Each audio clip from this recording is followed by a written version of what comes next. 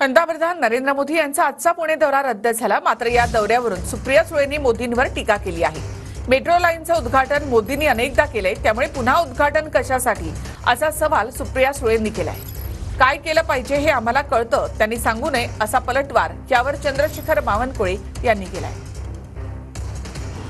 आता म्हणजे माझी प्रधानमंत्र्यांना विनम्र विनंती राहील की तुम्ही त्याचं ओपनिंग आधी केलेलं आहे त्या अनेक लाईन्स, तो एकच प्रोजेक्ट आहे ना, म्हणजे पुन्हा मेट्रो प्रोजेक्टच आहे।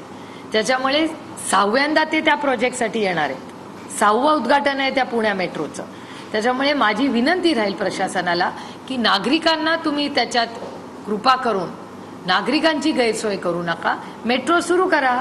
माननीय प्रधानमंत्री येतील तेव्हा त्याच्यातून ते राईड घेऊ शकतील आणि त्याचं उद्घाटन तर झालेलंच आहे ना, आधी 5 वेळा आधी झालेलं आहे, एकदा नाही 5 वेळा। नाही, सुप्रिया सुळे वगैरेच्या बोलण्यावर काही घेणं नाही आमचं। माननीय मोदीजी संवेदनशील व्यक्तिमत्व आहे।